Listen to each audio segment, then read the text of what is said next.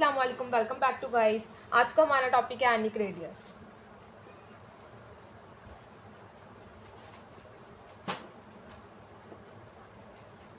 Ionic radius होता क्या है?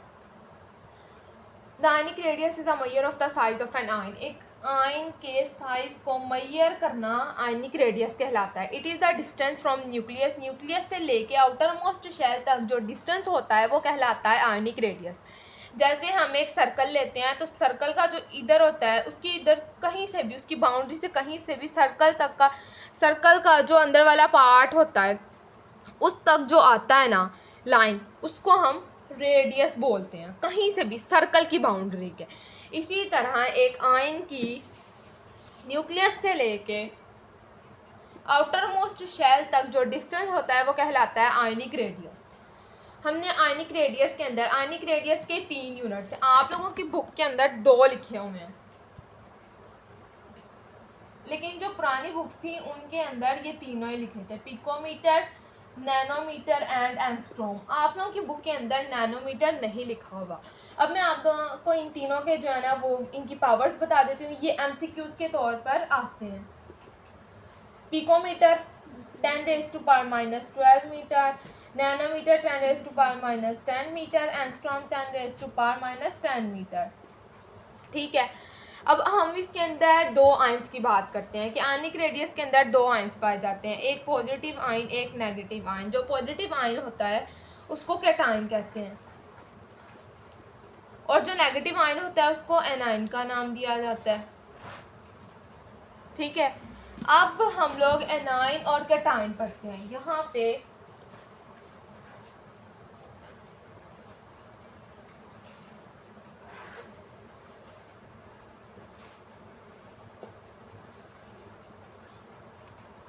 अब हम कैटायन और एनायन के बारे में पढ़ते हैं कि एनायन क्या होता है और ये बनता कैसे है। एनायन बनता है गेनिंग ऑफ 1 और मोर इलेक्ट्रॉन से। Anion is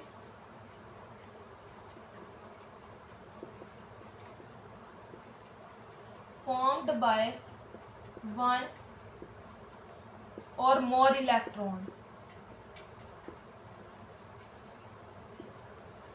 Anion is formed by gaining of 1 or more electron.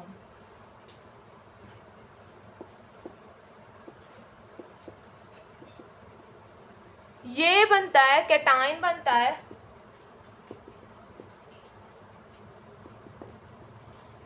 Losing of electron से।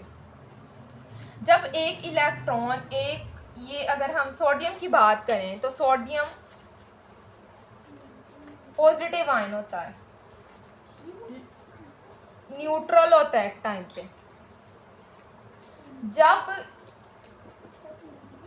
ये इलेक्ट्रॉन अब लॉस कर दिया, इसने एक इलेक्ट्रॉन लॉस कर दिया। अगर आपको सिंपल वे में समझाऊं तो इसके अंदर पहले 11 इलेक्ट्रॉन थे, 11 ही प्रोटॉन थे। अब इसके अंदर 10 इलेक्ट्रॉन है और 11 प्रोटॉन है।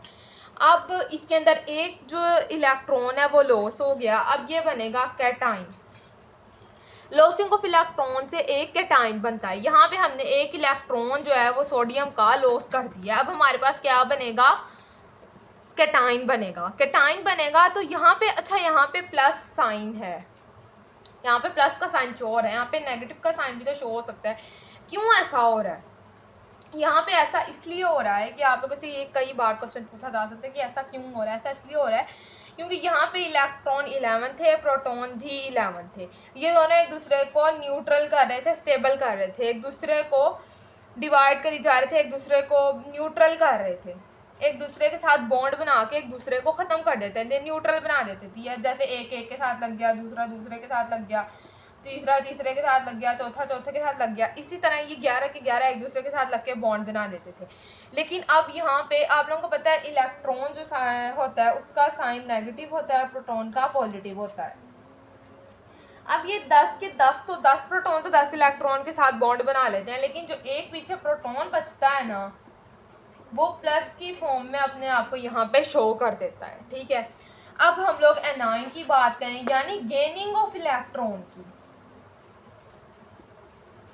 यहाँ पे अब हम गेनिंग की बात करें कि गेनिंग किस तरह होती है।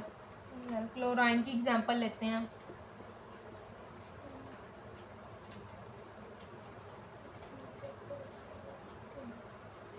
ठीक है, अब हम यहाँ पे देखें कि इसके अंदर पहले 17 इलेक्ट्रॉन थे और प्रोटॉन भी 17 थे। अब इलेक्ट्रॉन 18 हो गए हैं, प्रोटॉन 17 के 17 ही है। मतलब यहाँ पे तो 17 के 17 ही अपने आप को बॉन्ड बना के न्यूट्रल कर रहे थे, इसलिए कोई भी बॉन्ड नहीं शो हुआ था। लेकिन यहाँ पे अब ये जो है ना, इलेक्ट्रॉन का साइन जो होता है वो नेगेटिव होता है और प्रोटॉन का पॉजिटिव होता है। मैं आप लोगों को ये पिछली एग्जांपल में भी बता चुकी हूँ। अब यहाँ पे हम इन दोनों की बात करें तो ये दोनों एक दूसरे को 18 जो है वो 17 जो है वो 17 इलेक्ट्रॉन के साथ मिलके एक बॉन्ड बना के एक दूसरे को न्यूट्रल कर रहे हैं। अब वो जो एक बच जाता है ना यहाँ पे 1 इलेक्ट्रॉन,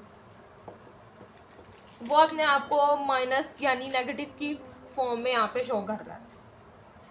अब यहाँ पे बात करें कि इनकी रीजंस क्या है, यानी कि एनायन के अंदर रीज़न क्या है कि क्यों गेनिंग होती है और कैटायन के अंदर क्या रीज़न है कि वहाँ पे लूजिंग होती है। अब यहाँ पे हम इनकी रीजंस पढ़ते हैं। अगर हम पहले कैटायन की रीजंस की बात करें तो कैटायन के अंदर और एनायन के अंदर दोनों के अंदर ही ये वजह सेम है।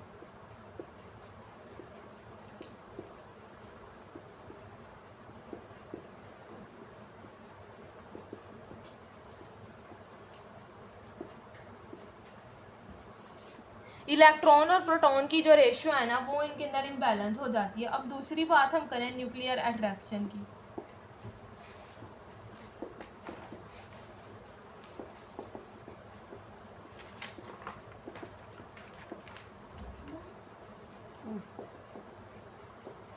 ये कैसे होती है, रेशो इम्बैलेंस कैसे होती है? रेशो इम्बैलेंस होती है इलेक्ट्रॉन के बढ़ने से और इलेक्ट्रॉन के कम होने से। जैसे इनका कभी प्रोटॉन ज़्यादा हो जाता है और कभी इलेक्ट्रॉन ज़्यादा हो जाता है, और कभी प्रोटॉन शो हो जाता है कभी इलेक्ट्रॉन शो हो जाता है।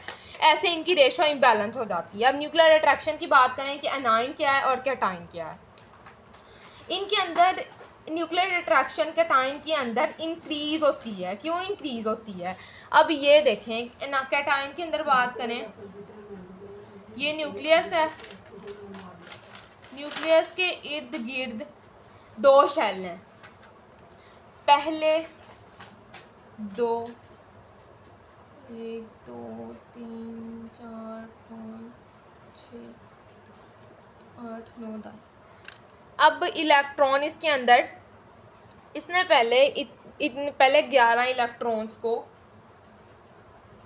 अपनी अट्रैक्शन देनी थी। अच्छा, मैं आप लोगों को एक सिंपल एग्जांपल से समझाती हूँ कि मेरे पास ना 2 घंटे हैं और मुझे ना 20 बच्चों को ना पढ़ाना है। अब मैं उन बच्चों को पढ़ा रही हूँ ना, तो मैं उन सब बच्चों को तकरीबन 10-10 मिनट दे रही हूँ। एक बच्चा उसके अंदर से चला जाता है तो फिर मेरी अट्रैक्शन बढ़ेगी ना सब बच्चों की तरफ। एक बच्चा चला गया तो उसके हिस्से का जो वक्त होगा वो मैं बाकी 20 के अंदर बांट दूंगी, थोड़ा थोड़ा करके ही। जहाँ पहले मैं उन्हें 10 मिनट दे रही थी, अब मैं उन्हें 11 मिनट दे रही हूँ पढ़ाते वक्त। अब मेरी अट्रैक्शन उन बच्चों की तरफ बढ़ गई ना। इसी तरह कैटायन जब हो रहा होता है तब उसके अंदर जो होती है वो इंक्रीज हो जाती है न्यूक्लियर अट्रैक्शन। अब गेनिंग की बात करें, अब हम यही हिसाब ले लें कि 2 घंटे में मैं 20 बच्चों को ही पढ़ा रही हूँ। अब पहले 20 को पढ़ा रही थी जहाँ उन्हें 10-10 मिनट दे रही थी। अब एक बच्चा आ गया, अब मैं उसे छोड़ तो नहीं ना सकती, मुझे उसे भी पढ़ाना पड़ेगा। तो मैं जहाँ पहले सब बच्चों को 10-10 मिनट दे रही थी, अब मैं सब बच्चों को 9-9 मिनट दूंगी, क्योंकि मुझे उस 21वें बच्चों को भी देना है टाइम। तो मेरा टाइम कम हो गया। न्यूक्लियर अट्रैक्शन इसी तरह न्यूक्लियस अट्रैक्शन देता है।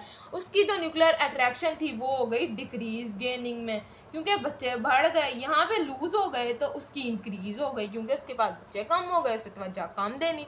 उन सब बच्चों को वो तवज्जो देगा तो अब उसकी तवज्जो ज़्यादा हो गई बच्चों की साइड पे। इसी तरह इसमें कम हो जाएगी, क्योंकि यहाँ पे बच्चे बढ़ गए। अब लास्ट अब मैं आपको एक बात बता दूँ इसकी, कि इसके अंदर जो पीरियड है अक्रॉस द पीरियड और डाउन द पीरियड वो सेम ही है। जैसा एटॉमिक रेडियस का आपने पढ़ा था वो इन दोनों का सेम ही आता होता है। अब यहाँ पे मैं आप लोगों को बता दूं एक लास्ट बात, कि आप लोगों ने यहाँ पे जस्टिफाई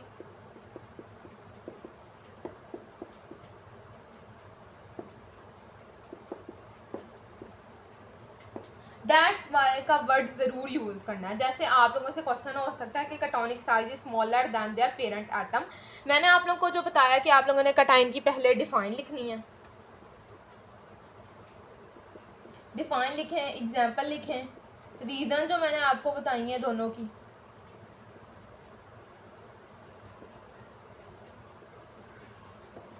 वो रीजन लिखें। उसके बाद आप लास्ट पे लिखेंगे that's why cationic size is smaller than their parent atom. ठीक है, इसलिए जो है ना ये अपने पेरेंट एटम से छोटा है। आप लोगों ने ये बात लास्ट में, जो अब आप लोग का ना जो लेवल है वो बड़ा हो चुका है। अब आप लोगों की जस्टिफाई या दैट्स वाई के बगैर ये क्वेश्चन लास्ट पे इम्पोर्टेंट मतलब लाइक अधूरा समझा जाता है। ये इंपॉर्टेंट क्वेश्चन, और आप लोगों ने इसको बहुत अच्छे से याद करना है। जस्टिफाई और दैट्स वाई कैसे लिखना है मैं आप लोगों को बता रही हूँ। जस्टिफाई आप लोगों ने क्वेश्चन ना जिसके अंदर आपसे वाई का लफ्ज आता है, why cationic size is smaller than their parent atom, why ionic size is greater than their parent atom. तो आप लोगों ने लास्ट पे आंसर लिख के लास्ट पे लिख देना है दैट्स वाई और क्वेश्चन रिपीट कर देना है that's why ionic size is greater than their parent atom, that's why cationic size is smaller than their parent atom. ठीक है, इस तरह आप लोगों ने करना है।